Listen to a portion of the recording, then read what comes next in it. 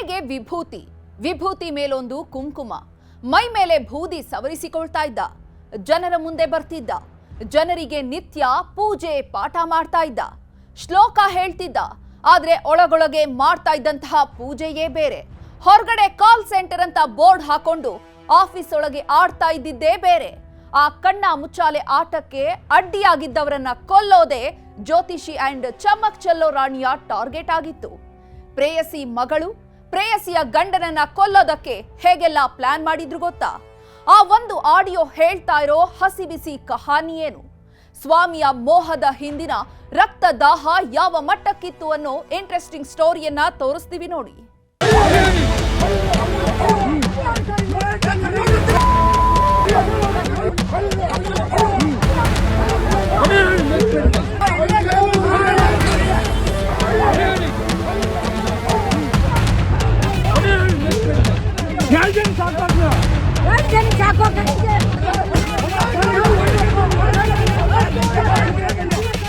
Hello, ಅವನಿಗೆ ಹೇಳ್ತೀನಿ ನಾನೇ, ಲವ್ವರು ನಾನೇ, ಎಲ್ಲದು ನಾನೇ. ದಿನಕ್ಕೆ 4 ಸಲ 5 ಸಲ ಕಾರಲ್ಲಿ, ಬೆಡ್ ಅಲ್ಲಿ, ಸೋಫಾದಲ್ಲಿ, ಆಫೀಸಲ್ಲಿ, ಎಲ್ಲಿ ಬೇಕಲ್ಲ ಎಲ್ಲಾ ಕಡೆ, ಬಾತ್ರೂಮು ಎಲ್ಲಾ ಕಡೆ. ಇವಳೇ ನನ್ನ ಸರ್ವಸ್ವ, ಇವಳನ್ನು ಪಡಿಬೇಕು ಅನ್ನುವಂತ ದೃಷ್ಟಿಯಿಂದ ಅವಳು ಏನು ಮಾಡಿದ್ರು ಕೂಡ ನಾಯಿ ದರದಲ್ಲಿ ಅವಳ ಹಿಂದೆ ಓಡಾಡಿದ ನಾನು. 4 ತಿಂಗಳ ಪರಿಶ್ರಮದ ಫಲವಾಗಿ ಭಗವಂತ ನಂಗೆ ಕೊಟ್ಟ ಅಂತ ಅನ್ಕೊಂಡಿದೀನಿ. ಗೊತ್ತಾಯ್ತಾ ಮೇಡಮ್?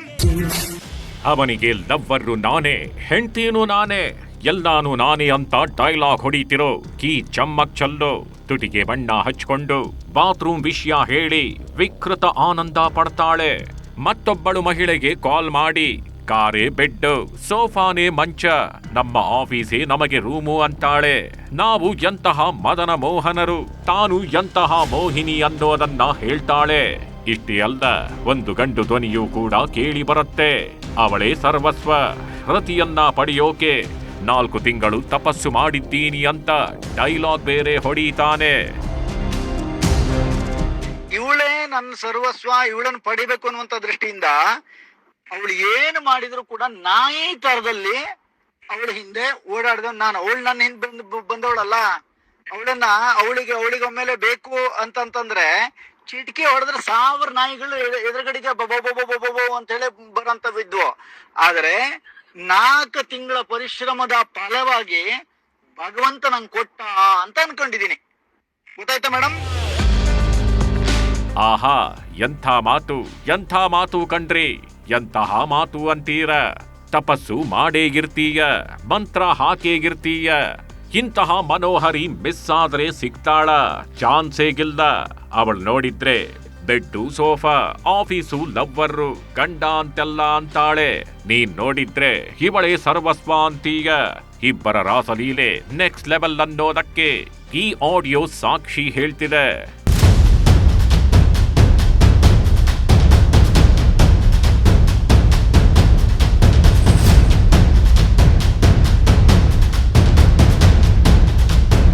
ಜಿಂಗಿ ಚಕ, ಜ್ಯೋತಿಷಿಯ ಲೈಫು ಫುಲ್ ಜಿಂಗಾಲಾಲ. ಹಣೆ ಮೇಲೆ ಆ ಕಡೆಗಿಂದ ಈ ಕಡೆ ತನಕ ವಿಭೂತಿ ಎಳಕಂಡು, ಅದರ ಜೊತೆ ಕುಂಕುಮಾಗಿಟ್ಕೊಂಡು, ಕೊರಳಲ್ಲಿ ರುದ್ರಾಕ್ಷಿ ಹಾಕಿಕೊಂಡು, ಮೈ ಮೇಲೆ ಪಂಚೆ ಹಾಕೊಂಡು, ಜನರ ಮುಂದೆ ತಾನು ಸಾಧು, ತಾನು ದೇವರ ಪ್ರಿಯ, ತಾನಿರೋದು ಎಲ್ಲರ ಸಮಸ್ಯೆ ಬಗೆಹರಿಸೋಕೆ ಅಂತ ಟಿವಿ ಮುಂದೆ ಬರ್ತಿದ್ದ ಈ ಜ್ಯೋತಿಷಿಯ ಲೀಲೆ ಯಾವ ರೇಂಜಿಗಿದೆ ಅನ್ನೋದನ್ನ ಆಡಿಯೋ ಹೇಳ್ತಿದೆ. ಆಡಿಯೋ ಸಿಂಕ್ ಆಗುವಂತೆ ಇನ್ನೊಂದು ವಿಡಿಯೋಗಿದೆ. ಕಮಲಾಕರ್ ಭಟ್ನ ಕಾಮಪುರಾಣ ಅಡಗಿದೆ.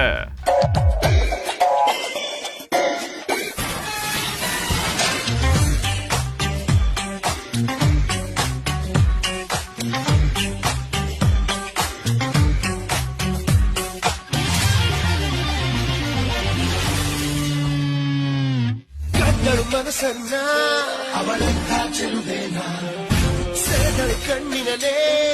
ಶಿವ, ಈ ಪಿಳ್ಳಂಗೋವಿ ಭಟ್ಟನನ್ನ ನೋಡಿ ಜ್ಯೋತಿಷ್ಯ ಹೇಳೋ ಟಿವಿ ನೆಂಟ ಅದು ಹೇಗೆ ಇಣುಕಿ ನೋಡ್ತಿದ್ದಾನೆ ನೋಡಿ. 4 ತಿಂಗಳ ಪರಿಶ್ರಮದ ಫಲ ಆಗಿದು. ಯಾರಾದ್ರೂ ಇದ್ರೆ ಇಣುಕಿ ನೋಡೋದು, ಯಾರಾದ್ರೂ ಇಲ್ಲದೆ ಇದ್ರೆ ಆಟಮ್ ಬಾಂಬ್ ಆಂಟಿಯ ಹಿಂದೆ ಗಿರಿಗಿಟ್ಲೆ ಸುತ್ತೋದು. ಭಗವಂತ ಕರುಣಿಸಿರೋ ವರಪ್ರಸಾದದ ಜೊತೆ ಪ್ರಣಯ ಗೀತೆ ಆಡೋದು. ಇವರು ಆಡೋ ಒಂದೊಂದು ಮಾತು ಅಣಿ ಮುತ್ತು ಬಿಡಿ. ಬಾಯಿ ಬಿಟ್ರೆ ಸಾಕು ಬೆಡ್ರೂಮ್ನ ಸರಸ ಸಲ್ಲಾಪವನ್ನ ಎಳೆದು ತಂದು ಮಾತಲ್ದೆ ಮುತ್ತು ಉದುರಿಸ್ತಿದ್ದಾರೆ.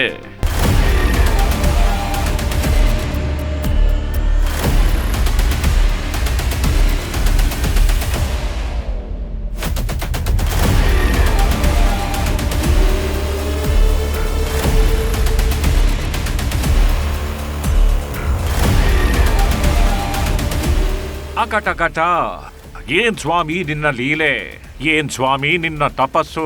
ಪೋಲಿ ಪ್ರೇಮದಾಟವನ್ನ ನಿನ್ನ ನೋಡಿ ಯಾರಾದ್ರೂ ಕಲ್ತು ಬಿಟ್ರೆ ಮುಗಿದು ಹೋಯ್ತು. ಅದೆಷ್ಟು ಸಂಸಾರಗಳನ್ನ ಹಾಳು ಮಾಡ್ತಾರೋ ದೇವರೇ ಬಲ್ಲ. ಆದ್ರೆ ನಿನ್ನ ರಂಗೀನ್ ರಾಣಿ ಜೇನಿನ ಹನಿಗಾಗಿ ಮಾಡಿದ್ದ ತಪಸ್ಸು, ದಿಗ್ಬಂಧನ ಮಾಡೋಕೆ ಹೊರಟಿದ್ದ ಸತ್ಯ ಊರು ತುಂಬಾ ಪುಕಾರ್ ಎದ್ದೇ ಬಿಟ್ಟಿದೆ. ಜ್ಯೋತಿಷಿಯ ದಿನಕ್ಕೊಂದು ಪೂಜೆ ಹೊರಬರ್ತಿದೆ. ಆದ್ರೀಗ ಹೊರ ಬಂದಿರೋದು ಈ ರಸಿಕ ರಂಗೀನ್ ಭಟ್ಟನ ರಾಸಲೀಲೆ. ಆ ರಾಸಲೀಲೆ ಹಿಂದಿರೋ ರಕ್ತಸಿಕ್ತ ಪುರಾಣ. ಅಸಲಿ ಟಾರ್ಗೆಟ್ ಯಾರಾಗಿದ್ರು ಅನ್ನೋದು, ಆ ಅಸಲಿ ಮ್ಯಾಟರ್ ಈ ಜಿಂಗಿ ಚಕ್ಕ ಜೋಡಿಯೇ ಆಡಿಯೋದಲ್ಲಿ ಹೇಳ್ಕೊಂಡಿದೆ. 4 ತಿಂಗಳು ಈ ಕಮಲಾಕರ ಭಟ್ಟನನ್ನ ಹಾಗೂ ಈ ದುಂಡು ಮಲ್ಲಿಗೆ ಸುಚಿತ್ರಾಳನ್ನ ನೋಡಿದ್ದ ಹೆಣ್ಣು ಮಗಳು ಸ್ಫೋಟಕ ವಿಷಯ ಹಂಚಿಕೊಂಡಿದ್ದಾಳೆ. ಈ ಭಟ್ನ ಭಯಾನಕ ಕಹಾನಿಯನ್ನ ಒಂದೊಂದಾಗಿ ತೋರಿಸ್ತಾ ಹೋಗ್ತೇವೆ ನೋಡಿ. 4 ತಿಂಗಳ ನಿತ್ಯ ಧ್ಯಾನಕ್ಕೆ ಜಿಗಿದು ಬಂದಳು ಸುಚಿತ್ರ. ತಪಸ್ಸು ಮಾಡಿದ್ದು ಸುಚಿತ್ರ ಹೆಸರು, ಟಾರ್ಗೆಟ್ ಆಗಿದ್ದೇ ಬೇರೆ. ಹೊರಗಡೆ ಜ್ಯೋತಿಷಿ ಗೆಟಪ್ ಹಾಕ್ತಿದ್ದ ಈ ಕಲಾಕಾರ ಕಮಲಾಕರ್ ಭಟ್ ನಿತ್ಯ ಸುಚಿತ್ರಾಳಿಗಾಗಿ ಪೂಜೆ ಮಾಡ್ತಿದ್ದ. ಒಳಗೊಳಗೆ ಸುಚಿತ್ರಾಳನ್ನ ಆರಾಧನೆ ಮಾಡ್ತಿದ್ದ. ಸುಚಿತ್ರ ಅಂತ 4 ತಿಂಗಳು ತಪಸ್ಸು ಮಾಡಿದ್ದ. ಜಿಗಿದು ಬಾರೆ ಸುಚಿತ್ರ ಅಂತ ಕಾಮ ಬಾಣ ಬಿಡ್ತಿದ್ದ. ಆ ಬಾಣವನ್ನ ಹಿಡ್ಕೊಂಡು ಓಡೋಡಿ ಬಂದವಳೆ ಈ ಸುಚಿತ್ರ. ಇವಳೇ ನನ್ನ ಸರ್ವಸ್ವ, ಇವಳನ್ನು ಪಡಿಬೇಕು ಅನ್ನುವಂತ ದೃಷ್ಟಿಯಿಂದ ಅವಳು ಏನು ಮಾಡಿದ್ರು ಕೂಡ ನಾಯಿ ತರದಲ್ಲಿ ಅವಳ ಹಿಂದೆ ಓಡಾಡ್ದ ನಾನು. ಅವಳು ನನ್ನ ಹಿಂದೆ ಬಂದವಳಲ್ಲ. ಅವಳಿಗೊಮ್ಮೆಲೆ ಬೇಕು ಅಂತಂತಂದ್ರೆ ಚಿಟಿಕೆ ಹೊಡೆದ್ರೆ 1000 ನಾಯಿಗಳು ಎದುರುಗಡೆಗೆ ಬೊಬೊ ಅಂತ ಹೇಳಿ ಬರಂತವಿದ್ವು. ಆದ್ರೆ 4 ತಿಂಗಳ ಪರಿಶ್ರಮದ ಫಲವಾಗಿ ಭಗವಂತ ನಂಗೆ ಕೊಟ್ಟ ಅಂತ ಅನ್ಕೊಂಡಿದೀನಿ. ಶಿವಮೊಗ್ಗದಲ್ಲಿ ಮನೆ ಮಾಡಿಕೊಂಡು ಪರಿಹಾರ ಕೇಳ್ಕೊಂಡು ಬರೋ ಜನರ ಬಳಿ ದುಡ್ಡು ಕಿತ್ಕೊಂಡು ಹೈಫೈವ್ ಆಗಿ ಲೈಫ್ ಲೀಡ್ ಮಾಡ್ತಿದ್ದಾಗಿ ಖಾವಿದಾರಿ ಕಾಮಿ ಸುಮ್ನೆ ಅಲ್ಲ ಕಣ್ರಿ. ಸುಚಿತ್ರಾಳನ್ನ ನೋಡಿದ ದಿನದಿಂದಲೂ ವಿಲ ಅಂತ ಒದ್ದಾಡ್ಬಿಟ್ಟಿದ್ದ. ಸುಚಿತ್ರಾಳಿಗಾಗಿ ತಪಸ್ಸು ಮಾಡಿದ್ದ. ಸುಚಿತ್ರಾಳನ್ನ ಪಟಾಯಿಸ್ಕೊಂಡ್ ಬಿಟ್ರೆ ಡೇ ಅಂಡ್ ನೈಟ್ ಕಣ್ಣ ಮುಚ್ಚಾಲೆ ಕಾಡೆಗೂಡೆ ಆಟ ಆಡಬಹುದು ಅಂತ ಪ್ಲಾನ್ ಮಾಡಿದ್ದ. ಹೀಗಾಗಿಯೇ ದುಂಡು ಮಲ್ಲಿಗೆಯಂತಿರೋ ಈ ಚಡ್ಡಿ ಚಿಟ್ಟೆಯನ್ನ ಪಟಾಯಿಸಿಕೊಂಡಿದ್ದ. ಆಕೆಗಾಗಿ ಟಾರ್ಗೆಟ್ ಒಂದನ್ನ ಫಿಕ್ಸ್ ಮಾಡಿಕೊಂಡು ಆ ಟಾರ್ಗೆಟ್ ರೀಚ್ ಆಗೋಕೆ ಸುಚಿತ್ರಾಳನ್ನ ಪಟಾಯಿಸಿಕೊಂಡಿದ್ದ. ಸುಚಿತ್ರಾಳ ಮಗಳ ಮೇಲೆ ಕಣ್ಣು ಹಾಕಿದ್ನ ಕಾಮಿ ಸ್ವಾಮಿ.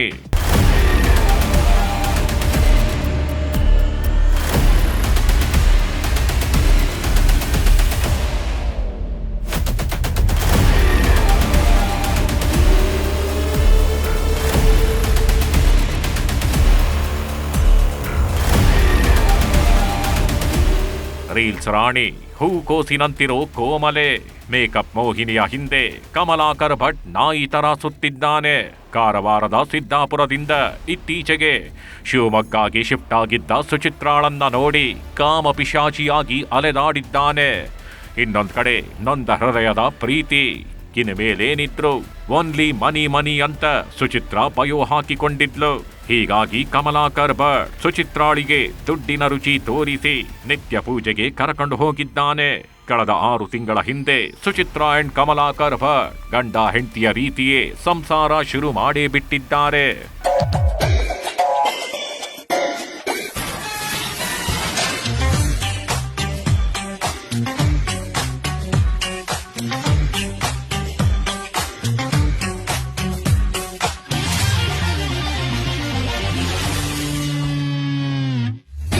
ಮನಸ್ಸನ್ನ ಅವಳ ಚೆಲುವೇನ ಸೆಳೆದಳು ಕಣ್ಣಿನಲೇ.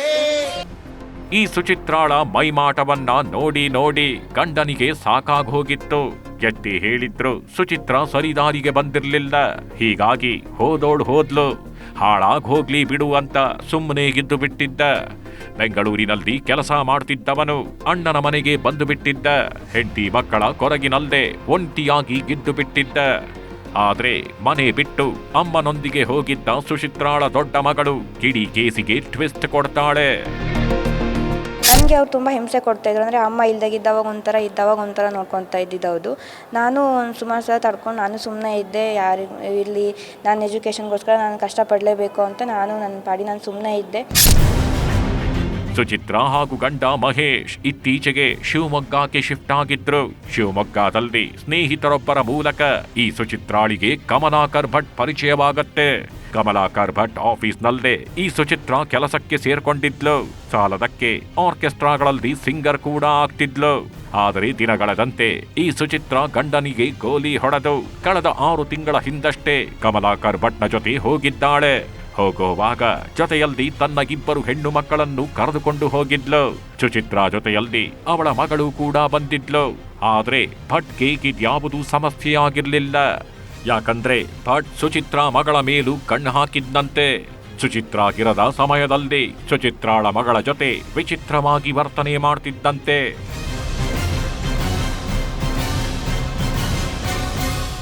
ನನ್ನ ತಂಗಿನ ಮತ್ತೆ ಒಂದು ರೂಮಲ್ಲಿ ಇರ್ತಾಯಿದ್ರು.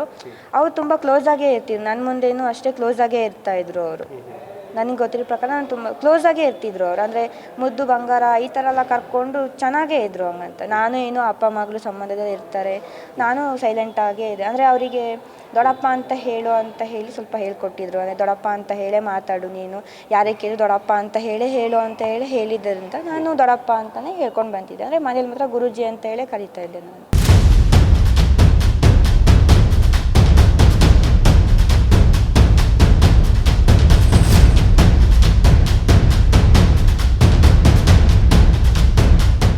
ಮೇಕಪ್ ರಾಣಿ ಸುಚಿತ್ರಾಳ ಸಳಕು ಬಳುಕಿನ ನಡಿಗೆಗೆ ಭಟ್ ಕಳೆದು ಹೋಗಿದ್ದ. ಸುಚಿತ್ರಾಳನ್ನ ಬಿಟ್ಟು ಕೊಡೋಕೆ ಮನಸ್ಸು ಮಾಡಿರ್ಲಿಲ್ಲ. ಹೀಗಾಗಿ ಮನೆಗೆ ಕರ್ಕೊಂಡು ಬಂದಿಟ್ಕೊಂಡಿದ್ದ. ಆದ್ರೆ ಈ ಭಟ್ ಸುಚಿತ್ರಾಳ ಮಗಳಿಗೆ ಟಾರ್ಚರ್ ಕೊಡ್ತಿದ್ದ, ಮಗಳನ್ನು ಕಾಡ್ತಿದ್ದ. ಸುಚಿತ್ರಾಳ ಮುಂದೆ ಒಂದು ರೀತಿ, ಸುಚಿತ್ರಾಗಿಲ್ಲದೆ ಇರೋವಾಗ ಮತ್ತೊಂದು ರೀತಿ ಇರ್ತಿದ್ದಂತೆ. ಇಲ್ಲಿಂದಲೇ ಭಟ್ಟನ ಗ್ರಹಚಾರ ಕೆಟ್ಟೋಗಿದ್ದು. ಇದೀಗ ಆ ಮೆಸೇಜ್ಗಳು ಭಟ್ಟನ ಕರ್ಮಕಾಂಡವನ್ನ ಬೀದಿಗೆ ಎಳೆದು ತಂದಿರೋದು.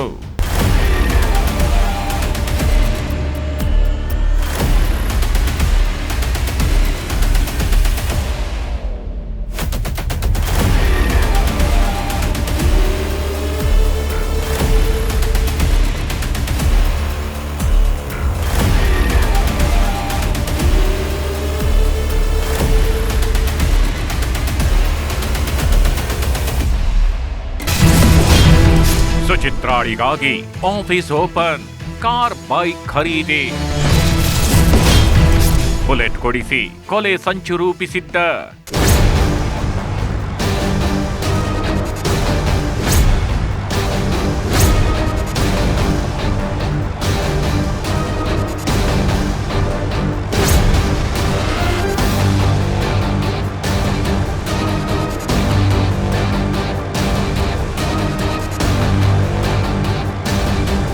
ಈ ಕಲಾಕಾರ್ ಕಮಲಾಕರ್ನ ಮುಸುಡಿ ನೋಡಿ ಈ ಸುಚಿತ್ರ ಹೋದವಳಲ್ಲ.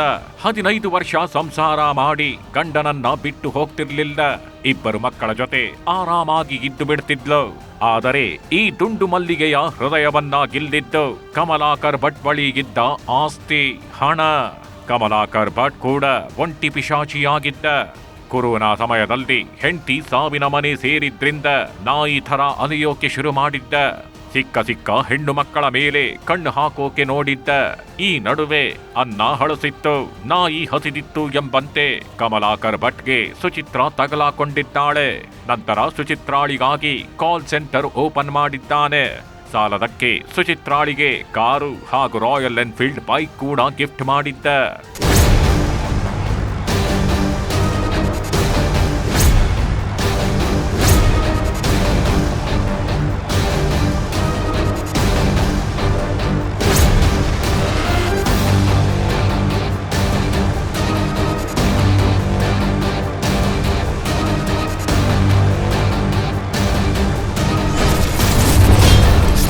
ಜ್ಯೋತಿಷಿ ಲೆಕ್ಕಾಚಾರಕ್ಕೆ ಕೊಳ್ಳಿಗಿಟ್ಟಿತ್ತು ಮೆಸೇಜ್.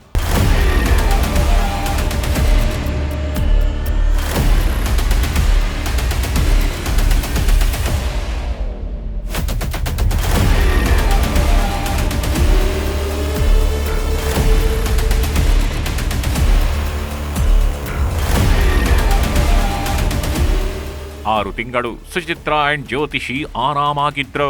ಆಫೀಸು ಸೋಫಾ ಅಂತೆಲ್ಲ ಹೊರಳಾಡಿಕೊಂಡಿದ್ರು. ಇಷ್ಟೇ ಅಲ್ಲ, ಜ್ಯೋತಿಷಿ ಸುಚಿತ್ರಾ ಮಗಳ ಬಳಿಯೂ ವಿಚಿತ್ರವಾಗಿ ಆಡ್ತಿದ್ದ. ಇದರಿಂದ ಸುಚಿತ್ರಾಳ ದೊಡ್ಡ ಮಗಳು ಅಪ್ಪನಿಗೆ ಮೆಸೇಜ್ ಕಳುಹಿಸ್ತಾಳೆ. ಹಾಯ್ ಪಪ್ಪ, ನಾನು ಚಿನ್ನು. ಪ್ಲೀಸ್ ಪಪ್ಪ, ನನ್ನನ್ನ ಕರ್ಕೊಂಡು ಹೋಗು. ಮಮ್ಮಿ ಟಾರ್ಚರ್ ತಡ್ಕೊಳ್ಳೋಕಾಗ್ತಿಲ್ಲ ಪಪ್ಪ. ಬೇಗ ಬಂದು ಕರ್ಕೊಂಡು ಹೋಗು ಪಪ್ಪ. ಪ್ಲೀಸ್ ಪಪ್ಪ, ಇಲ್ಲ ಅಂದ್ರೆ ಸತ್ತೋಗ್ತೀನಿ ಪಪ್ಪ ಅಂತ ಸುಚಿತ್ರಾಳ ಮಗಳು ಅಪ್ಪನಿಗೆ ಮೆಸೇಜ್ ಮಾಡಿದ್ದಾಳೆ. ಯಾವಾಗ ಸುಚಿತ್ರಾಳ ಮಗಳು ಮೆಸೇಜ್ ಮಾಡಿದ್ಲು, ಆವತ್ತೇ ಆಕೆ ಟಾರ್ಚರ್ ಆಗಿದ್ದಳು. ಆಮೇಲೆ ಒಂದಿನ ಅಪ್ಪಂಗೆ ಫೋನ್ ಮಾಡಿ, ಇಲ್ಲ ಹಿಂಗೆ ಟಾರ್ಚರ್ ಕೊಡ್ತಾ ಇದ್ದಾರೆ. ಅಮ್ಮ ಮೊನ್ನೆ ಒಂದಿನ ನನಗೆ ಹೇಳಿದ್ರು, ಇಲ್ಲ ನಿಮ್ಮ ಅಪ್ಪನ ಜೊತೆ ಹೋಗು, ಇಲ್ಲ ನೀನು ವಿಷ ಹಾಕ್ಕೊತೀನಿ ಹಂಗೆ ಹಿಂಗೆ ಅಂತೇಳಿ ಹೇಳಿದ್ರು. ಅದಕ್ಕೆ ನಾನು ತುಂಬ ಬೇಜಾರಾಗಿ ನಮ್ಮ ಅಪ್ಪಂಗೆ ಮೆಸೇಜ್ ಹಾಕಿದ್ದೆ ನಾನು, ಇಲ್ಲ ನಾನು ಕರ್ಕೊಂಡು ಹೋಗು, ಇಲ್ಲ ನಾನು ಸೂಸೈಡ್ ಮಾಡ್ಕೊತೀನಿ, ನೀನು ಬಂದು ಕರ್ಕೊಂಡು ಹೋಗಿಲ್ಲ ಅಂತೇಳಿ ನಾನು ಮೆಸೇಜ್ ಹಾಕಿದ್ದೆ. ದೊಡ್ಡ ಮಗಳು ಮೆಸೇಜ್ ಮಾಡ್ತಾಗಿದ್ದಂತೆ ಸುಚಿತ್ರಾಳ ಗಂಡ ಮಹೇಶ್ ಮಗಳನ್ನ ಮನೆಗೆ ವಾಪಸ್ ಕರೆಯಿಸಿಕೊಳ್ತಾನೆ. ಬಳಿಕ ಸುಚಿತ್ರಾ ಟಾರ್ಚರ್ ಕೊಡ್ತಿದ್ಲು. ಬಟ್ ಜೊತೆ ಸೇರಿ ಮಕ್ಕಳನ್ನ ಕೊಲ್ಲೋ ಸಂಚು ರೂಪಿಸಿದ್ಲು ಅಂತ ಸುಚಿತ್ರಾಳ ವಿರುದ್ಧವೇ ಮಗಳ ಕೈನಿಂದಲೇ ಮಹೇಶ್ ದೂರು ಕೊಡಿಸಿದ್ದ. ಇದರಿಂದ ಕೋಪಗೊಂಡಿದ್ದ ಸುಚಿತ್ರಾ ಹಾಗೂ ಭಟ್ ಮಗಳನ್ನ ಕರ್ಕೊಂಡು ಹೋಗೋಕೆ ಬಂದಿದ್ರು. ಆದರೆ ಅಲ್ಲಾಗಿದ್ದು ಕೊಲೆ, ಸುಚಿತ್ರಾಳ ಭಾವನ ಹತ್ಯೆ.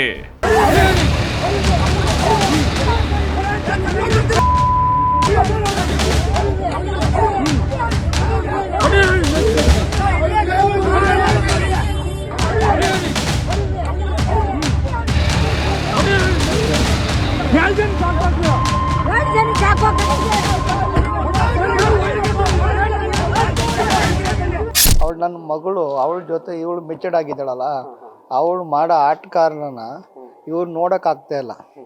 ಇವಳಿಗೆ ದೊಡ್ಡವಳು ತಿಳಿಯ ಗೊತ್ತಾಗತ್ತಲ್ಲ, ಅದಕ್ಕಾಗಿ ನನ್ನ ಮಗಳು ಇಲ್ಲಿ ಇಟ್ಕೊಂಡ್ರೆ ನನ್ನ ಜೊತೆಗೆ ಬಂದಿದ್ದಾಳಲ್ಲ, ನಾನೇನೇನು ಮಾಡಿದ್ದೀನಿ ಎಲ್ಲ ಬೈಲಲ್ಲ, ಎಲ್ಲ ಗೊತ್ತಾಗತ್ತೆ, ಅವನಿಗೆ ವಿಷಯ ಗೊತ್ತಾಗತ್ತೆ ಅಂತ ಹೇಳ್ಬಿಟ್ಟು ನನ್ನ ಮಗಳನ್ನ ಹೊಡಿಲಿಕ್ಕೆ ಬಂದಿದ್ದಾರೆ ಅವರು. ತಾಯಿನೂ ನೋಡಿ ಸರ್, ಮಗಳನ್ನೇ ಸಾಯಿಸಕ್ಕೆ, ಗಂಡನ್ನೇ ಸಾಯಿಸಕ್ಕೆ ಬಂದಿದ್ದಾರೆ ಅಂದರೆ ಏನು ಅರ್ಥ ಸರ್ ಇದು? ಈ ಕಮಲಾಕರ್ ಭಟ್ ಸುಚಿತ್ರಾಳ ಮಗಳು ಮನೆ ಬಿಟ್ಟು ಹೋದಾಗ ಖುಷಿ ಪಟ್ಟಿದ್ದ. ಇನ್ಮೇಲೆ ನನ್ನ ರಂಗೀನ್ ಆಟಕ್ಕೆ, ನಿತ್ಯ ಕತ್ತಲು ಬೆಳಕಿನ ಆಟಕ್ಕೆ ಯಾರೂ ಅಡ್ಡಿ ಇರಲ್ಲ ಅಂತ ಅಂದುಕೊಂಡಿದ್ದ. ಆದ್ರೆ ಸುಚಿತ್ರಾಳ ಮಗಳು ಶಾಕ್ ಕೊಟ್ಟಿದ್ದಳು. ಸಿದ್ದಾಪುರ ಪೊಲೀಸ್ ಠಾಣೆಯಲ್ಲದೆ ಕಮಲಾಕರ್ ಭಟ್ ಹಾಗೂ ತಾಯಿ ಸುಚಿತ್ರಾ ವಿರುದ್ಧ ಟಾರ್ಚರ್ ಕೊಟ್ಟಿದ್ರು ಅಂತ ದೂರು ಕೊಟ್ಟಿದ್ಲು. ಹೀಗೆ ದೂರು ದಾಖಲಾಗ್ತಿದ್ದಂತೆ ಭಟ್ ಭಯ ಪಟ್ಟಿದ್ದ. ಫೋಕ್ಸೋ ಕೇಸ್ ಆದ್ರೆ ಏನು ಮಾಡೋದು ಅಂತ ಹೆದರಿದ್ದ. ನಂತರ ಸುಚಿತ್ರಾ ಅಂಡ್ ತನ್ನ ಗ್ಯಾಂಗ್ ಅನ್ನ ಕರ್ಕೊಂಡು ಕಾರಿನಲ್ಲಿ ಮಹೇಶನ ಮನೆಗೆ ಬಂದಿದ್ದ.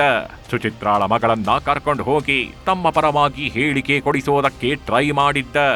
ಆದರೆ ಟಾರ್ಗೆಟ್ ಆಗಿದ್ದು ಹೆಣ್ಣು ಮಗಳು. ಆದರೆ ಹೆಣ ಬಿದ್ದಿದ್ದು ಆ ಬಾಲಕಿಯ ದೊಡ್ಡಪ್ಪನದ್ದು.